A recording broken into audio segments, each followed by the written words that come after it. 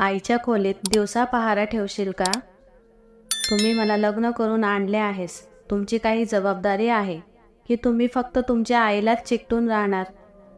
शारदा म्हणाली, सुनबाई, मी आजारी आहे म्हणूनच किरण रात्रभर माझ्याजवळ बसला होता.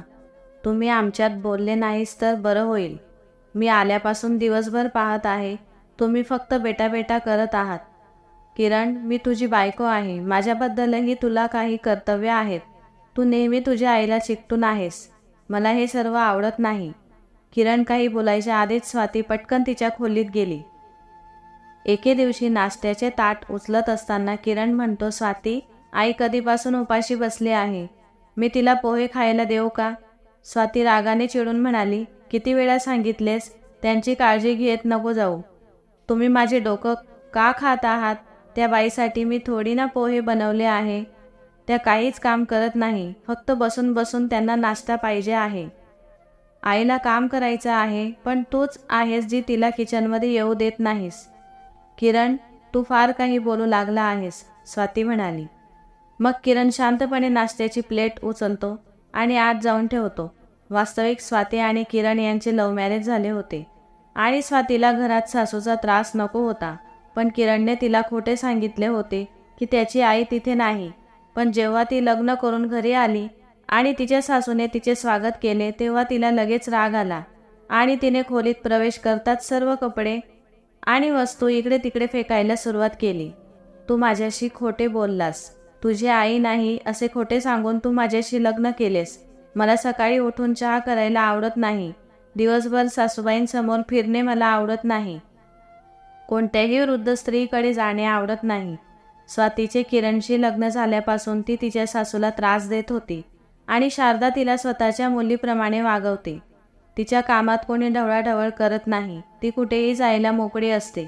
तिला पूर्णपणे स्वातंत्र्य आहे, पण तिला तिची सासू अजिबात चालत नाही. तिला त्यांच्यासोबत राहायचं नव्हतं.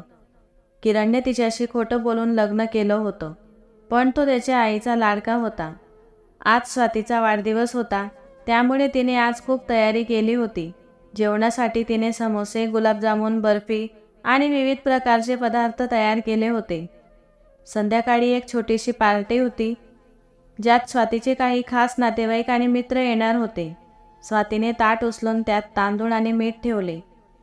पती किरण यांना जाऊन त्या वृद्ध महिलेला नाश्ता करायला सांगितले. किरण शांतपणे ताट घेऊन आईच्या खोलीत पोहोचला. आई दारात उभी होती, कारण तिला भूक लागली होती. भुकेने तडफडत असलेल्या शारदाला आपला मुलगा समोर उभा असल्याचे पाहून ती खुश होऊन ताट हातात घेते आणि म्हणते, काय आणले आहेस? आज सुनबाईचा वाढदिवस आहे. काही खास पदार्थ आणले असतील. संपूर्ण घर गुलाबजामुनच्या वासाने भरून आले आणि मला गुलाबजामुन खूप आवडतात. आण, दे मला. इथे बस ना. आई, मी इथे जास्त वेळ बसलो तर स्वातीला राग येईल. आज तिचा वाढदिवस आहे, त्यामुळे मी तिचा मूड खराब करू शकत नाही. तू खा. ताटात भात आणि मीठ पाहून शारदाची भूक नाहीशी झाली. प्लेट पाहताच अश्रू अनावर झाले. आई, आज तिने समोसे, गुलाबजामुन अशा अनेक गोष्टी तयार केल्या आहेत, किरण म्हणाला. हे ऐकून शारदाच्या तोंडाला पाणी सुटते. तिला भात, मीठ, कधी भाकरी, लोणचे खाण्याचा कंटाळा आला होता. शारदा म्हणाली, पण बेटा, तू माझ्यासाठी काही गोडही आणले नाहीस. तू फक्त गुलाबजामुन आणू शकला असतास. तांदूळ आणि मीठ इतके कोरडे आहे, मी हे कसे खाणार? आई, मी गुपचूप गुलाबजामुन आणत होतो, पण स्वातीची नजर त्या गुलाबजामुनवर पडली आणि म्हणाली की या सगळ्या गोष्टी मी त्या म्हातारीसाठी बनवल्या नाहीत. ते माझ्या मित्रांसाठी आहे. ती त्यांना खायला देईल. बरं बेटा, तू गुलाबजामुन खाल्लंस का? हो, मी गुलाबजामुन, समोसे खाल्ले आहेत. ते कसं आहे? ते खूप चवदार आहे. हे ऐकून शारदाला ते सर्व खाण्याची इच्छा झाली. त्यावर शारदा म्हणाली, बेटा, अजून गुलाबजामुन बाकी आहेत का? आई, मी पाहून येतो. ती झोपली का तुझ्यासाठी गुपचूप गुलाबजामुन घेऊन येईल. किरण आईच्या खोलीतून बाहेर येतो आणि एक एक करून सर्व खोल्यांमध्ये डोकावतो. स्वाती कुठे आहे हे पाहतो. ती त्याला तिच्या खोलीत दिसते व ती फोनवर मैत्रिणींसोबत हसत हसत गप्पा मारत असते. मग तो स्वयंपाकघरात जातो आणि गुलाबजामुन लपवून घेऊन जातो आणि आपल्या आईला देतो. तिला खूप आनंद होतो व ती पटकन तिच्या तोंडात गुलाबजामुन भरते. किरण हे सर्व पाहून म्हणतो, आई, तू एवढा मोठा गुलाबजामुन तोंडात भरलास का? हळूच का, नाहीतर घशात अडकेल. ती पटकन गुलाबजामुन खाते आणि म्हणते, तू खरं बोलत होतास. गुलाबजामुन खूप चविष्ट आहे. मला अजून खाण्याची इच्छा होत आहे. एक काम कर बेटा, आता जाऊन समोसा घेऊन ये. नाही आई, मी यावेळेस गेलो तर ती मला खूप रागवेल. किरणला माहीत होतं की यावेळी आईची इच्छा पूर्ण केली आणि स्वातीने पाहिले तर एका गुलाबजामुनच्या बदल्यात आईला अनेक दिवस उपाशी राहावे लागेल. कारण स्वाती नेहमी असेच करत होती आणि तिला एका खोलीत बंद करून ठेवायची. किरणने तिला पुन्हा पुन्हा समजावण्याचा प्रयत्न केला, पण तिने त्याचे अजिबात ऐकले नाही.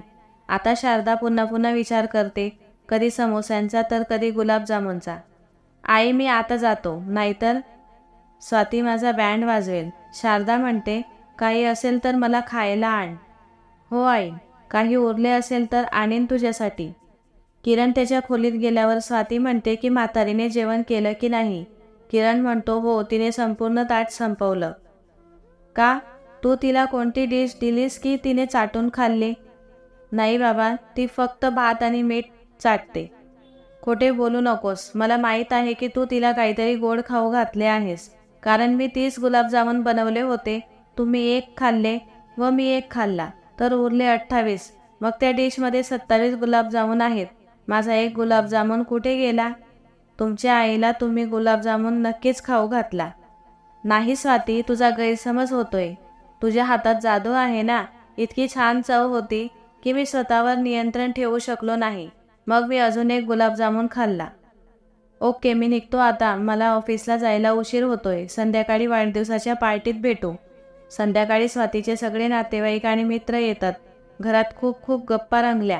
पण बिचारी शारदाला एका खोलीत बंद का करण्यात आणि तिला कशाची शिक्षा झाली, कोणत्या आरोपासाठी शिक्षा होत होती, ती समजू शकली नाही. कदाचित सासू होणे हा तिच्या आयुष्यातील सर्वात कठीण टप्पा होता, ज्याला ती आज तोंड देत होती आणि ती रडत होती. तिकडे स्वाती तिचा वाढदिवस तिच्या मैत्रिणी आणि नातेवाईकांसोबत साजरा करत होती. तुझी सासू कुठे आहे हे कोणीही विचारले नाही. शारदाच्या खोलीत छान जेवणाचा वास येत होता आणि त्या वासाने ती आपली भूक भागवत होती. स्वातीला वाढदिवसाच्या खूप खूप शुभेच्छा देऊन सगळे घरी जायला निघाले तेव्हा किरणने गिफ्ट उघडून स्वातीला दाखवले. दुसरीकडे शारदा पंचपक्वान्न खाण्याच्या इच्छेने बेचैन होत होती. इकडे किरण स्वातीला म्हणाला, बघ, मी 2 साड्या आणल्या आहेत. एक तुझ्यासाठी आणि एक आईसाठी.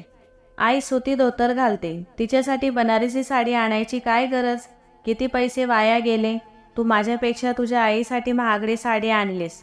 माझी साडी 600ची आहे आणि तुझ्या आईसाठी तू 4000ला आणली. पैसे वाया घालवायची काय गरज होती? ती साडीचा डीग लावेल का? तिला कुठे जायचे आहे? स्वाती, आईने दिलेले सर्वस्व आपल्याकडे आहे हे विसरू नको. आणि तिला एक साडी देताना तुला इतका त्रास होत आहे. अरे तसं नाही, उद्या आपल्यालाही मुलं होतील. त्यांच्या भविष्यासाठीही आपण काहीतरी केले पाहिजे. आपण आतापासून पैसा गोळा केला तरच आपण त्यांना चांगले भविष्य देऊ शकू. तू मला नेहमी चुकीचे सिद्ध करतोस. त्यांना कुठे जायचे आहे? किरण रागाने म्हणाला, तू नेहमी माझ्या आईला पाण्यात का पाहतेस? तुला काय समस्या आहे? जर तू बारकाईने विचार केला तर ती तुझ्या आईसारखी आहे. मी तिला माझी आई मानत नाही. मी तुला आधीच सांगितले होते की मला माझ्या घरात सासूचा त्रास नको आहे. किरण, माझी आई तुला काय करते? ती गुपचूप एका कोपऱ्यात पडून राहते. तरीही तू तिला त्रास देत आहे. तू नेहमी माझ्या आईबद्दल नकारात्मक विचार का करतेस? आणि जिभेवर ताबा ठेवायचं शिक. हळूहळू दोघांमधील भांडणाचे मोठ्या वादात रूपांतर होते. स्वाती आणि किरण खूप भांडू लागतात. ती ओरडून म्हणते, मी पण ठरवले आहे की तू तुझ्या आईकडे राहा किंवा माझ्यासोबत राहा. तुला आमच्यापैकी एकाची निवड करावी लागेल. किरणही चिडतो आणि म्हणतो, जर मला आई आणि पत्नी यापैकी एकाची निवड करायची असेल तर मी माझी आई निवडतो. दार उघडे आहे, तू जाऊ शकते. किरण, हा तुझा अंतिम निर्णय आहे? होय, हा माझा अंतिम निर्णय आहे. माझ्या आईने मला 9 महिने तिच्या पोटात वाढवले. मी तिला का सोडू? मी तुला सोडतो. ठीक आहे, मग मी जाते. मला घ्यायला येऊ नकोस. तिने तिच्या आईच्या घरी फोन केला. आई, गाडी पाठव, मी आत्ताच घरी येते. आता या घरात माझं कोणीच राहिलं नाही. आणि सामान पॅक करताना ती बडबडते, माझी या घरात कोणालाच गरज नाही. स्वाती सामान बांधून सुटकेस घेऊन घराबाहेर पडते तेव्हा किरण काहीच बोलत नाही आणि दार बंद करतो. जेव्हा शारदाला हे कळाले की तिची सून घर सोडून आपल्या माहेरच्या घरी गेली आहे तेव्हा तिला खूप वाईट वाटले. तिने खाणे पिणे बंद केले. स्वातीला जाऊन 2 दिवस झाले आहेत आणि गेले 2 दिवस तिने तोंडात अन्नाचा एक तुकडाही टाकला नाही आणि यासाठी ती स्वतःलाच दोष देते की माझ्यामुळेच सून घर सोडून गेली. ज्या सासूला तिच्या सुनेने छळ केला, तिला जेवणही दिले नाही, तरीही आज तीच सासू आपल्या सून गेल्याचे पाहून दुःखी आहे. किती दुःखाची गोष्ट आहे. आणि इथे किरणची प्रकृतीही चांगली नाही. त्यालाही बरे वाटत नाही. किरणने तिला अनेकदा फोन करण्याचा प्रयत्न केला पण तिने रागाच्या भरात फोन उचलला नाही. किरण विचार करू लागला की लग्नाच्या वेळी त्याने जगण्याची आणि मरण्याची शपथ घेतली होती, पण क्षणार्धात त्याने ती मोडली. तेवढ्यात फोन वाजतो आणि त्याचे लक्ष फोनकडे जाते. किरणने लगेच फोन उचलला आणि बोलू लागला आणि पलीकडून आवाज आला, किरण कसा आहेस? मी ठीक आहे. ऐक, मी तुझ्या मुलाची आई होणार आहे हे सांगण्यासाठी फोन केला आहे. तू बाप होणार आहेस. मी तुला ताबडतोब घ्यायला येतो. किरण फोनवर विनवणी करू लागला. आता हट्टीपणा सोड, परत घरी ये. मी तुझ्याशिवाय जगू शकत नाही आणि इथे सर्व काही तसेच आहे. प्रत्येकजण तुला मिस करत आहे. नाही किरण, आता खूप उशीर झाला आहे. जर तुझी आई त्या घरात राहत असेल तर मी त्या घरात कधीच पाय ठेवणार नाही. आता तुला ठरवायचे आहे. माझा निर्णय एकच आहे. तिचे बोलणे ऐकून किरणला अश्रू अनावर झाले. त्याच्या तोंडातून शब्दच निघेना. तो मध्येच अडकला होता. ना बायकोला सोडायचं होतं ना आईला. त्याला काय करावे काहीच कळत नव्हते. तो त्याच्या आईचा खूप आदर करत होता, पण आज तो काही निर्णय घेऊ शकत नव्हता. त्याचे आनंदी जीवन नरकासारखे झाले होते. किरण अचानक उठला आणि आईच्या खोलीकडे निघाला. तिने सर्व काही ऐकले आणि म्हणाली, बेटा, तू बाप होणार आहेस आणि मी आजी. पण मी इतकी दुर्दैवी आहे की मी माझ्या नातवाला माझ्या मांडीवर खेळवू शकत नाही. त्याच्यावर प्रेम करू शकत नाही. माझ्या सुनेचा हट्ट आहे की मी इथे राहिली तर या घरात पाय ठेवणार नाही. शारदा बराच वेळ गप्प राहिली आणि शेवटी निर्णय घेतला की ती वृद्धाश्रमात जाईल, पण आपल्या मुलाचे व सुनेचे जीवन नरकासारखे होऊ देणार नाही. बेटा, माझी काळजी करू नकोस. मला वृद्धाश्रमात सोड. किरण म्हणाला, आई, तू वेडी झाली आहेस का? घर सोडून वृद्धाश्रमात जाशील का? तू अनाथ आहे का? तू या घराची मालकीण आहेस. मी हे कधीच होऊ देणार नाही. आणि तू पुन्हा असे बोलू नकोस. मी तुझ्या विरोधात जाऊन स्वातीशी लग्न केले नसते तर बरे झाले असते. तुला हा दिवस पाहावा लागला नसता. जाऊ दे आई, मी आता ऑफिसला जात आहे. तेव्हा शारदा म्हणते, थांब. ऑफिसमधून आल्यावर स्वातीला घरी घेऊन ये. तुला माझी शपथ आहे. आता ती आई होणार आहे आणि या घराला वारस देणार आहे. किरण शांतपणे ऑफिसला निघून गेला. संध्याकाळी तो घरी आल्यावर त्याला खोलीत त्याची आई कुठेच दिसली नाही. एक पत्र सापडलं ज्यात लिहिलं होतं, बेटा, मी जात आहे. मला शोधण्याचा प्रयत्न करू नकोस. हे पत्र वाचून किरण आश्चर्यचकित झाला. काय करावं त्याला कळत नव्हते. आईला शोधावं की बायकोला आणायला जावं हे त्याला समजत नव्हतं. त्याला आठवलं की आईने त्याला शपथ दिली होती. मग तो त्याच्या बायकोच्या घरी गेला आणि जेव्हा स्वाती घरी आली तेव्हा तिला खूप आनंद झाला. तिच्या सासूबाईंनी घर सोडले होते आणि आता ती आपले आयुष्य आरामात जगणार होती. हळूहळू किरण आणि स्वातीचे आयुष्य सामान्य होऊ लागले. दोघेही एकमेकांसोबत खूप आनंदी होते. इथे वृद्धाश्रमात राहून शारदाला आपल्या मुलाची खूप आठवण यायची. तिला वाटत असे की तिचा मुलगा संकटात असेल. मी त्याला सांगितले नाही की मी कुठे आहे, मी कोणत्या अवस्थेत आहे, आणि त्याने शोधण्याचा खूप प्रयत्न केला असेल, पण तो मला शोधू शकला नाही. ती कोणाशीही बोलत नाही. वृद्धाश्रमातील तिच्या वयाच्या मैत्रिणी तिच्याशी बोलण्याचा आणि तिची तब्येत विचारण्याचा प्रयत्न करतात, पण ती काहीच बोलत नाही. शांतपणे पडून राहते. कदाचित माझा मुलगा मला शोधत इथे येईल या आशेने ती खिडकीबाहेर पाहत राहते. दुसरीकडे स्वाती तिच्या होणाऱ्या बाळासाठी खूप उत्सुक होती. त्याच्यासाठी रोज नवीन कपडे घ्यायचे, शॉपिंग करायचे.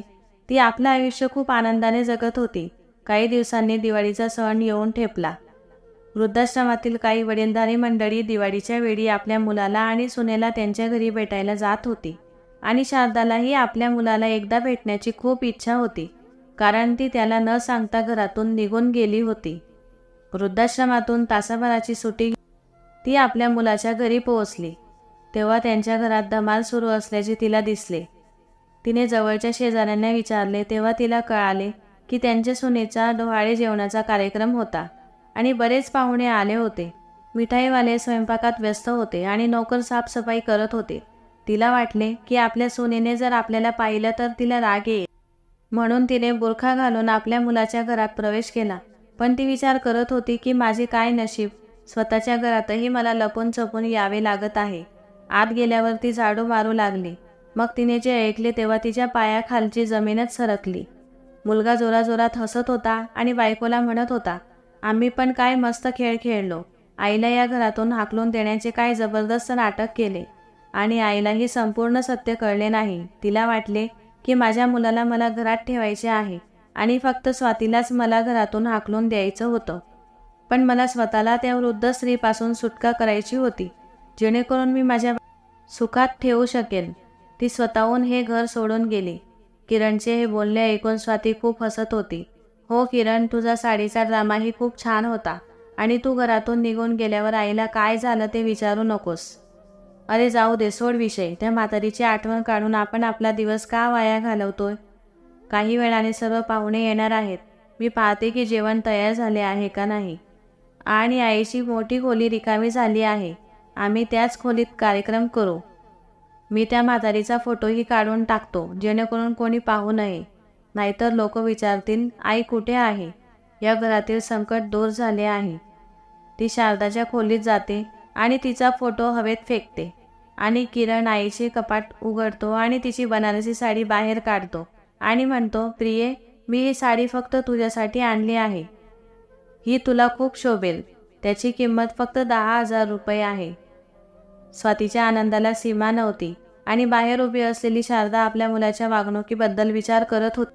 ती विचार करू लागली की ज्या मुलासाठी मी रडत होते तो मुलगा त्याच्या पत्नीसोबत आरामात राहत आहे. बरे झाले की माझ्यासमोर त्याचे खरे रूप आले. तेवढ्यात शारदाची सून बाहेर आली आणि तिला म्हणू लागली की लवकर हे काच उचला आणि ते साफ करा. सगळी घाण कचरापेटीत टाका. आणि एवढे बोलून ती तयारी करण्यासाठी आपल्या रूममध्ये निघून गेली. शारदा तो कचरा साफ करू लागली. तेव्हापासून तिचा मुलगा आणि सून तिच्या मनातून कायमचे उतरून जातात आणि थोड्या वेळात ती वृद्धाश्रमात निघून जाते. शारदाला पाहून आज वृद्धाश्रमातील लोक खुश होते, कारण ती आज आधीपेक्षा खूप खुश दिसत होती आणि तिच्या या बदलत्या स्वभावामुळे सगळ्यांना खूप आनंद झाला होता. आणि इकडे किरण आणि स्वाती दोघं मिळून आपल्या होणाऱ्या बाळाच्या खुशीत पार्टी करतात. दिवसाआड दिवस जाऊ लागले आणि स्वातीची डिलिव्हरीची वेळ जवळ आली. त्याचवेळी तिच्या गर्भपिशवीत गाठ झाली आणि त्यामुळे होणारे बाळ श्वास घेऊ शकत नव्हते आणि बाळाची वाढही थांबली. डॉक्टरांनी तात्काळ तिला ऑपरेशन करण्याचा सल्ला दिला आणि असे न केल्यास आईच्या जीवाला धोका आहे असे सांगितले. बाळ तर गर्भातच मेले, पण किरणने स्वातीला वाचवण्याचा निर्णय घेतला. तिची प्रकृती गंभीर होती, त्यामुळे त्यांचा खूप खर्च झाला आणि विदेशातून डॉक्टरांचा सल्ला घ्यावा लागला. खूप दिवसाची सुट्टी घेतल्यामुळे त्याला ऑफिसमधून काढण्यात आले. स्वाती पूर्ण 20 दिवस हॉस्पिटलला ॲडमिट होती. घरी येऊन ती खूप रडत होती. किरणने तिला समज घातली की तू अशी हिंमत हारू नकोस. तेव्हा स्वाती त्याला म्हणाली की आपल्या घराचा खर्च कसा भागेल. मी तर एवढी अशक्त आहे की जेवण देखील बनवू शकत नाही.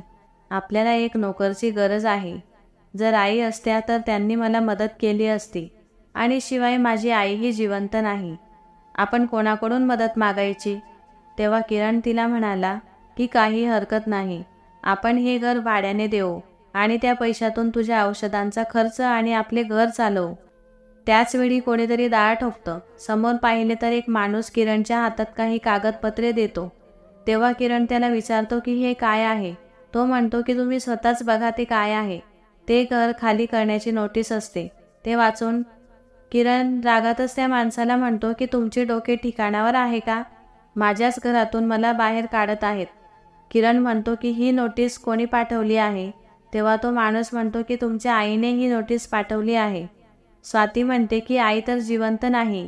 तेव्हा मागून शारदा पुढे येते आणि म्हणते की शाबास बेटा, तू आईला जिवंतपणीच मारले. हे घर तुम्हाला खाली करावे लागेल असे ती म्हणाली. तेव्हा स्वाती म्हणाली की आई, आम्ही तर तुमची मुलं आहोत. घर सोडून आम्ही कुठे जाऊ. किरण आपल्या आईला म्हणतो की आई तू कुठे गेली होतीस? मी तुला कुठे कुठे शोधले. तुला पाहिल्यावर मला खूप बरे वाटले आणि तू मला घराबाहेर जाण्यास सांगत आहेस. तेव्हा शारदाने आपल्या मुलाच्या गालात जोरात थाप मारली आणि म्हणाली, मला वेडं बनवू नकोस. मला सर्व काही खरं माहीत आहे. जेव्हा तुम्ही घरात पार्टी करत होते तेव्हा मी कामवाली बनवून तुमच्या घरी आली होती आणि तुमच्यात झालेले बोलणे मी संपूर्ण ऐकले होते. आता मी हे घर वृद्धाश्रमाच्या नावावर केले आहे, कारण जर कोणीही आपल्या आईवडिलांना घराबाहेर काढले तर त्यांना तेथे राहता येईल. म्हणून आता तुम्ही दोघे येथून चालते व्हा. दोघे जण शारदाकडून माफी मागू लागले, तिचे पाया पडू लागले, पण तिने त्यांचे काहीही ऐकले नाही. शेवटी त्यांना घर सोडून जावे लागले. तर मित्रांनो, तुम्हाला काय वाटते की शारदाने योग्य निर्णय घेतला की नाही? तुमचे मत कमेंट करून कळवा आणि कथा आवडली असेल तर लाईक करा. धन्यवाद.